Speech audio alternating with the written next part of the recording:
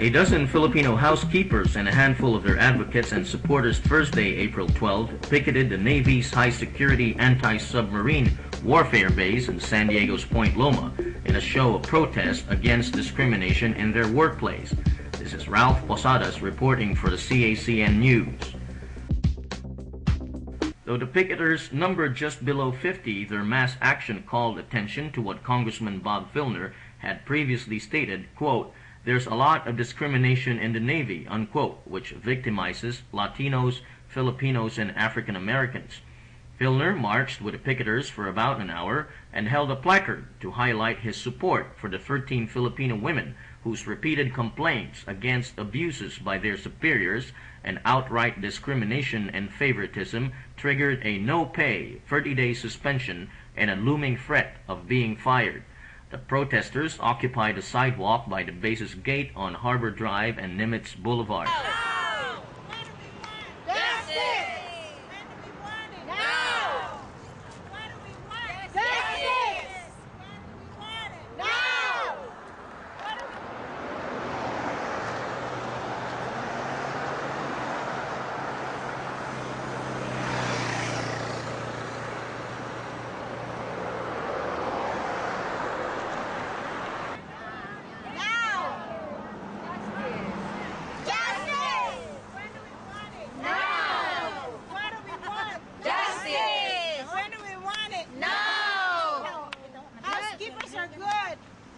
Justice. No. Justice. Now. With the Admiral Kidd Inn Hotel facility, their workplace where it all started, providing a fitting background for the peaceful 2-hour-long picket. A San Diego policeman visited rallyists earlier on and warned them not to cross the blue line that marks the boundaries of the base and the public land where they could exercise their freedom of speech and seek redress of their grievances without a permit. The protesters walked around in circles on the sidewalk just outside the 8-foot-high steel bar fence, while their co-workers, who watched from the hotel's porch, waved, clapped, and smiled at them, obviously happy that they had found the courage to speak out against their bosses and their continued abuse. "It's too bad it has to get to this," said Filner, whose presence at the picket was a welcome boost to the workers' nearly 1-year-old fight for fair, just, and equal treatment from the U.S. Navy. Filner said the Navy, quote, "forced an escalation," unquote, of the workers' problems rather than bring them down. "Now we have to insist to continue the process," he stressed. An official of the Department of Defense is currently conducting an investigation and held interviews with 2 of the workers, according to Peter Zischy of the Employee Rights Center.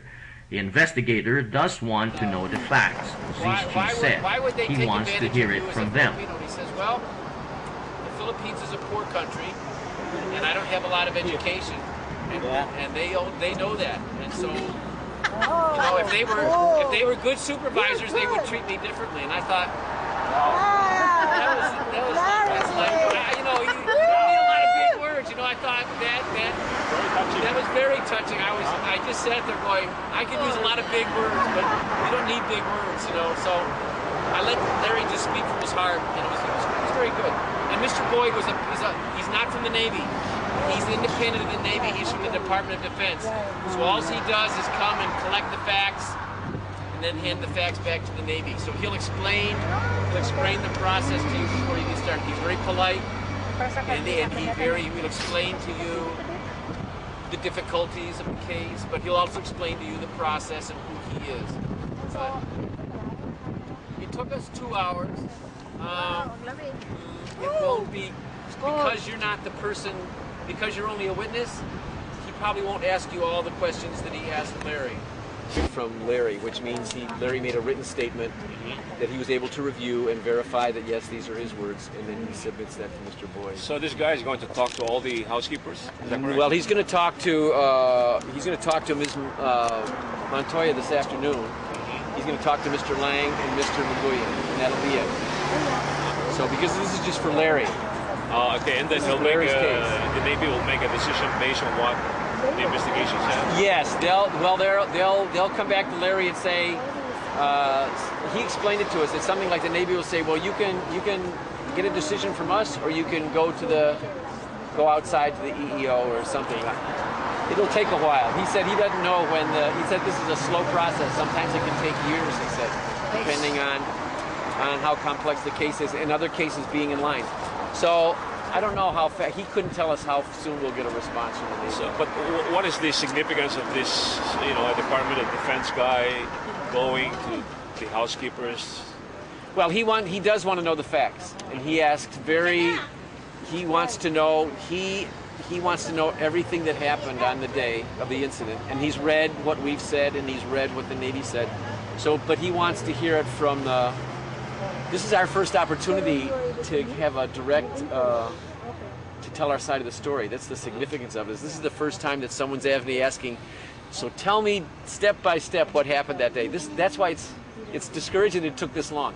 But this is to me it feels good that people like Larry and Ms. Montoya can now speak to someone and really tell their whole story, and that the Navy will hear that. So it's good. So whatever his decision will be is binding to the Navy, is that correct? He doesn't make a decision. He said he only turns over to them the facts. He does the investigation, and he turns all the facts. He turns his investigation over to the Navy, and then the Navy has to decide what their decision is based on the facts that he has gathered. Okay. Yeah. Thanks. And I respected him because he was very respectful of Larry and very polite, and gave Larry the time to express himself in the way he wanted to. So I thought it's not always that good. So that was good. Yeah. Thank you. Yes, thank you. Think about yourself. Introduce yourself. Just for the camera. Okay. My name is Peter Zishi. I'm the director of the Employee Rights Center, which is a program of the San Diego Imperial County's Labor Council. We help all working people get justice on the job, and we're fully behind the Filipino housekeepers in getting justice for their jobs.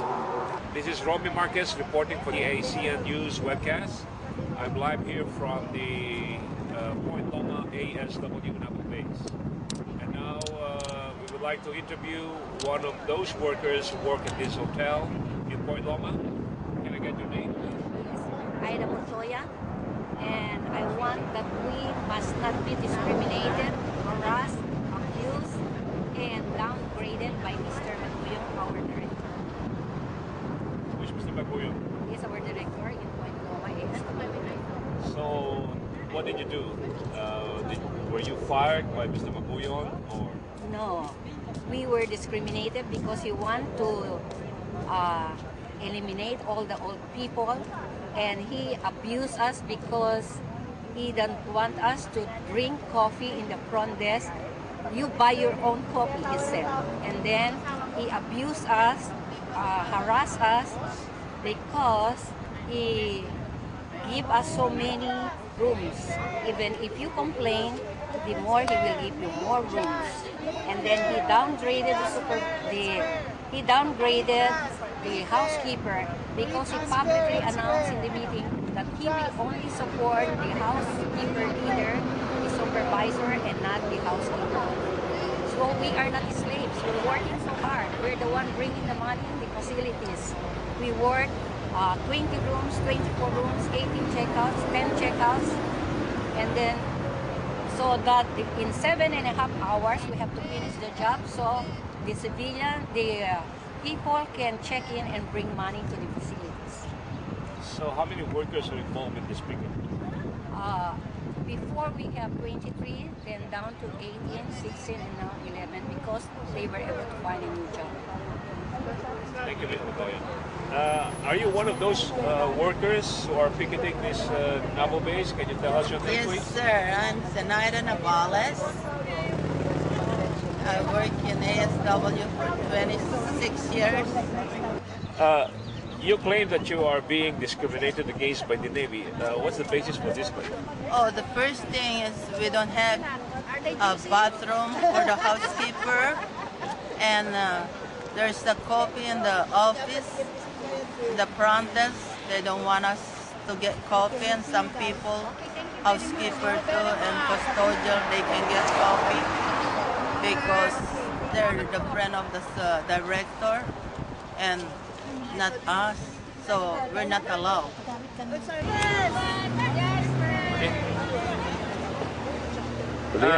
This is one of the original housekeepers who's now picketing the anti-submarine warfare base at Point Loma.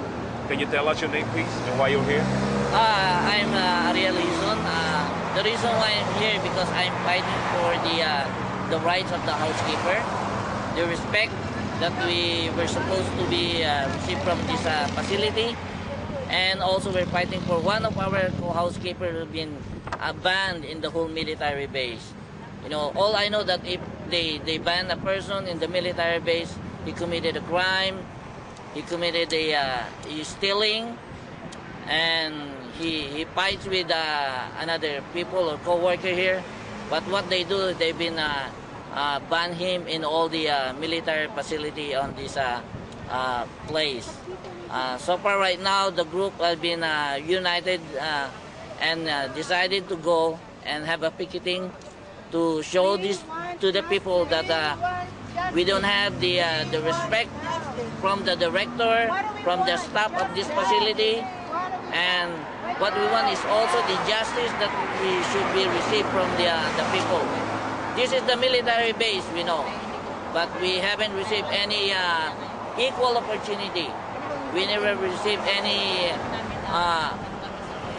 They discriminate us, you know, as the housekeeper because the reason one of the reasoning is we're just only a housekeeper, but we have the right for the respect, and we're fighting for our justice for this time.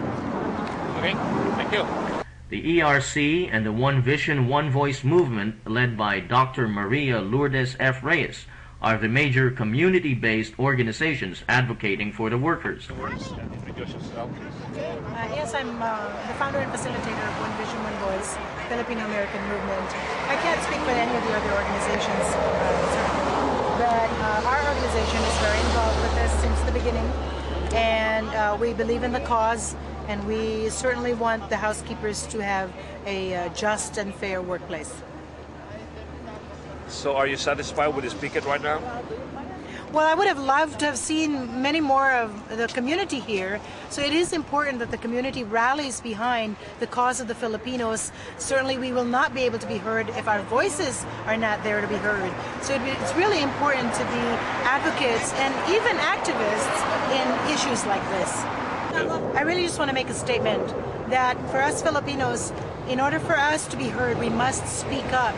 And it is important for us to be united in this and really come together for this cause. And just to make a point as to what's happened here, this is so unfortunate because truly in this United States of America, we are all created equal. And the thing that the Navy did is truly a dismissive action and treated the Filipinos as a subclass citizen. And certainly this is not acceptable. It is not acceptable that they do this to anyone.